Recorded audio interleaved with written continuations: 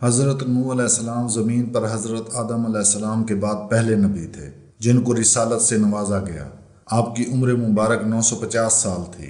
آپ کا شجرہ نسب کچھ یوں بیان کیا جاتا ہے: نوح بن لامک بن متوشالے بن خنو بن یارو بن محلیل بن کنعان بن انوش بن شیس بن آدم علیہ السلام۔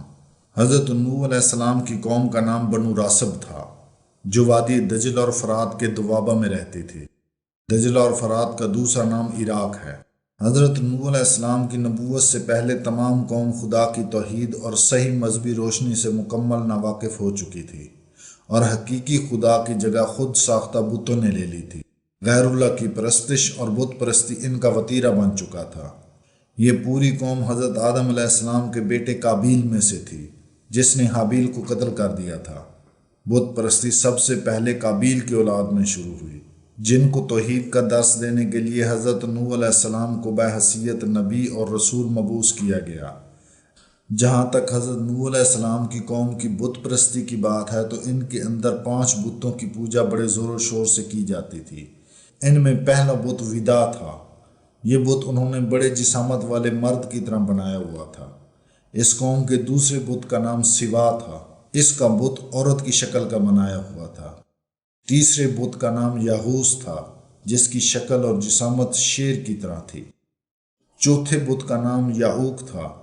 اس کا بت گھوڑے کی طرح بنایا گیا تھا۔ ان کے 5ویں بت کا نام نصر تھا، جو گدھ کی طرح دکھتا تھا۔ حضرت نوح علیہ السلام نے اپنی قوم کو راہ حق کی طرف بلایا اور سچے مذہب کی دعوت دی، لیکن قوم نے نہ مانا، بلکہ نفرت اور حقارت کا اظہار کیا۔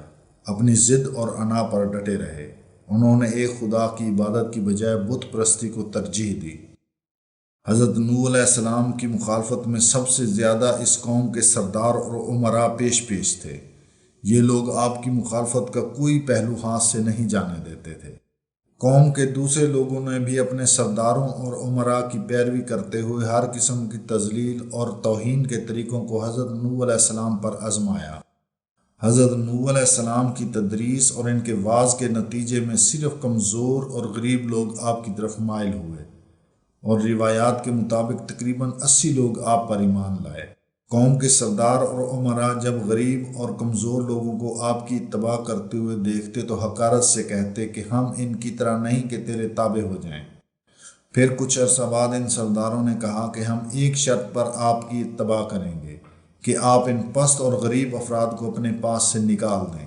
لیکن حضرت نوح علیہ السلام نے کہا کہ یہ لوگ تمہاری نظروں میں کتنے ہی حقیر کیوں نہ ہوں، مگر میں ایسا بالکل نہیں کرنے والا۔ انہوں نے اپنی قوم سے کہا کہ میں تمہارے پاس خدا کی ہدایت کا پیغام لے کر آیا ہوں۔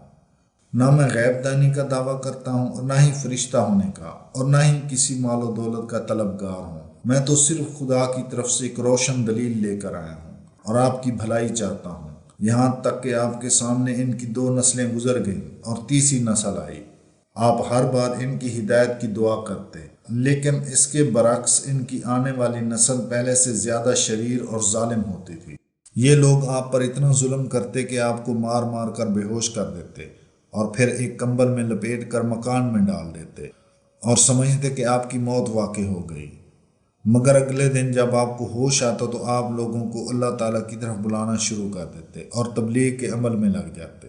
بہرحال جب حضرت نوح علیہ السلام اپنی قوم کی ہدایت سے بالکل مایوس ہو گئے اور ان کی باطل پرستی اور عناد واضح ہو گئی تو انہوں نے یہ دعا فرمائی کہ اے پروردگار، تو ان کافروں میں سے کسی کو بھی نہ چھوڑنا۔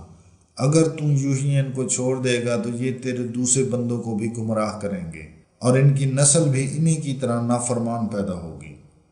حضرت نوح علیہ السلام کی اس دعا کے بعد خدا نے ان کے الفاظ کو قبولیت بخشی اور اپنے قانون قدرت کے مطابق ان کو سزا دینے کا اعلان کیا، اور حضرت نوح علیہ السلام کو ہدایت کی کہ وہ ایک کشتی تیار کریں تاکہ اسباب زہری کے اعتبار سے وہ اور صاحب ایمان اس عذاب سے محفوظ رہیں۔ حکم الہی کے مطابق حضرت نوح علیہ السلام نے کشتی تیار کرنا شروع کی تو کفار نے مذاق کرنا شروع کر دیا، اور جب ان کا گزر یہاں سے ہوتا تو کہتے، خوب جب ہم غرق ہونے لگیں گے تب تو اور تیرے پیروکار اس کشتی میں محفوظ رہ کر نجات پا جائیں گے، اور ساتھ ہی تمسخرانہ انداز میں یہ کہتے کہ کیسا احمقانہ خیال ہے، کبھی وہ لوگ کہتے کہ کشتی تو تم بنا لو گے، پر دریا کہاں سے لاؤ گے؟ آخر کار کشتی بن کر تیار ہو گئی۔ یہ کشتی 300 ہاتھ لمبی تھی اور 50 ہاتھ چوڑی تھی اور 30 ہاتھ اونچی تھی۔ ہاتھ کا پیمانہ حضرت نوح علیہ السلام کے پردادا کے ہاتھ کے برابر تھا۔ یہ کشتی اوپر سے بند تھی۔ حضرت نوح علیہ السلام نے اس میں 3 دروازے بھی نکالے۔ حضرت نوح علیہ السلام ان کو انجام سے غافل دیکھ کر اپنا کام جاری رکھتے۔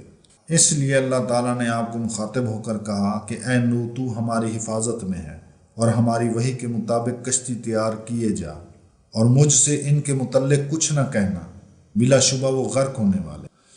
اور جب خدا کے عذاب کا وقت قریب آیا اور حضرت نوح علیہ السلام نے اس کی پہلی علامت کو دیکھا کہ زمین کی تہہ سے پانی کا چشمہ ابلنا شروع ہو گیا ہے، تب وحی الہی کے ذریعے ان کو حکم ہوا کہ کشتی میں اپنے خاندان والوں کو بیٹھنے کا حکم دو جو ایمان لا چکے، اور مومنوں کو بھی کشتی میں سوار ہونے کا حکم دو، اور اس کے علاوہ تمام جانوروں میں سے ہر ایک کا جوڑا بھی کشتی میں سوار کر لیں۔ ان تمام کے علاوہ حضرت آدم علیہ السلام کی لاش مبارک کو بھی اس کشتی میں رکھا گیا۔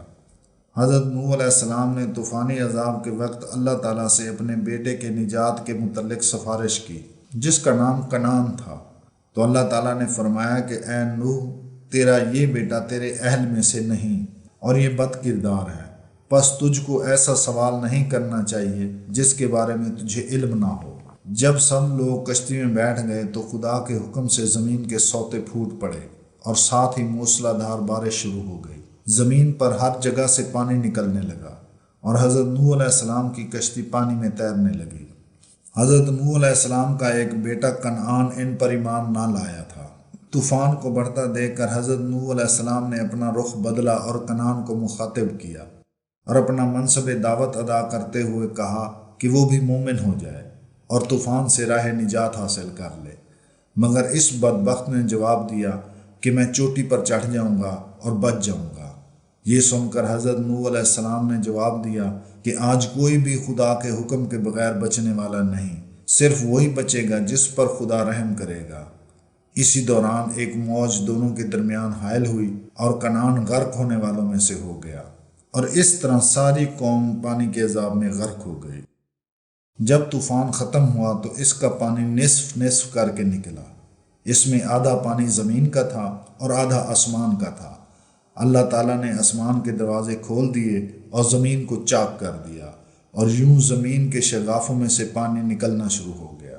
رجب کی 10ویں شب کو یہ لوگ کشتی پر سوار ہوئے، اور عاشورہ یعنی 10 محرم کو یہ خشکی پر اترے، یعنی 6 مہینے تک یہ کشتی پانی میں تیرتی رہی۔ پھر یہ کشتی کوہستان ارارت کی ایک چوٹی جس کا نام جودی تھا وہاں آ کر ٹھہر گئی۔ یہ پہاڑی سلسلہ اس مقام پر واقع ہے جہاں ایران، ترکی، روس اور آرمینیا کی سرحدیں ملتی ہیں۔